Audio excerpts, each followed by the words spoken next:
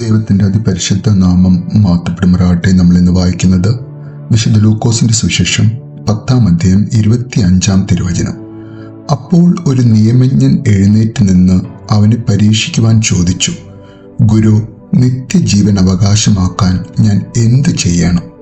പരിശുദ്ധ തൃത്വേക ദൈവത്തിന് സ്തുതി.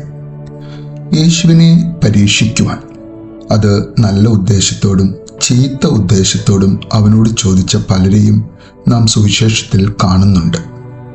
ഇവിടെ ഈ നിയമജ്ഞന്റെ ചോദ്യവും അതിന് യേശു നൽകിയ ഉത്തരത്തിൽ സംതൃപ്തനായി നീ ശരിയായ ഉത്തരം പറഞ്ഞു എന്ന് പ്രതിവചിക്കുകയും ചെയ്ത നിയമജ്ഞൻ യേശു യഥാർത്ഥത്തിൽ ദൈവത്തിൽ നിന്നും വന്നവനാണോ എന്നറിയുവാൻ വേണ്ടി യേശുവിനോട് ചോദിച്ച ചോദ്യമായി നമുക്ക് ഈ തിരുവചനത്തെ ധ്യാനിക്കാം. ആരാണ് ഒരു നിയമജ്ഞൻ? മോശയുടെ നിയമം വളരെ ആഴത്തിൽ പഠിച്ചും ജനങ്ങളെ പഠിപ്പിച്ചും യൂതന്മാരുടെ മത നിയമങ്ങളിൽ വിദഗ്ധനായിരിക്കുന്ന ഒരു ലോയർ. അദ്ദേഹത്തിന്റെ നിയമത്തെക്കുറിച്ചുള്ള വലിയ അറിവും പേറിയാണ് കർത്താവിൻ്റെ അടുത്ത് വരുന്നത്. എന്നാൽ തന്നിലും വളരെ ചെറുപ്പമായ യേശുവിനെ ഗുരു എന്ന് അഭിസംബോധന ചെയ്യുവാനുള്ള റെസ്പെക്റ്റ് ആ നിയമജ്ഞൻ യേശുവിനോട് കാണിക്കുകയാണ്.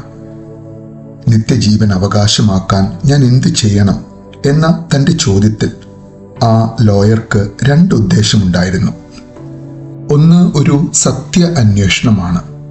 രണ്ട്, താൻ ഗുരു എന്ന് അഭിസംബോധന ചെയ്ത മനുഷ്യന്റെ നിയമത്തിലുള്ള അറിവ് അത് താൻ ഇതുവരെ നേടിയ അറിവിനേക്കാൾ ശ്രേഷ്ഠമാണോ എന്നറിയാനുള്ള ഒരു ത്വരയുമുണ്ട് ആ ചോദ്യത്തിൽ.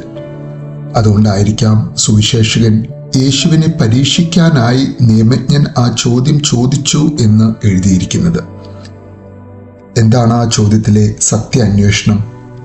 നിത്യജീവൻ, മരണത്തിന് ശേഷം ലഭിക്കുന്ന ജീവൻ, ആ ജീവിതത്തിൽ ദൈവത്തോടുള്ള നിത്യബന്ധത്തിലായിരിക്കുവാൻ നാം എന്ത് ചെയ്യണം എന്ന സത്യ അന്വേഷണം.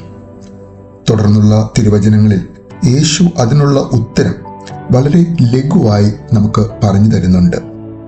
ദൈവത്തെ സ്നേഹിക്കുക, മനുഷ്യരെ സ്നേഹിക്കുക.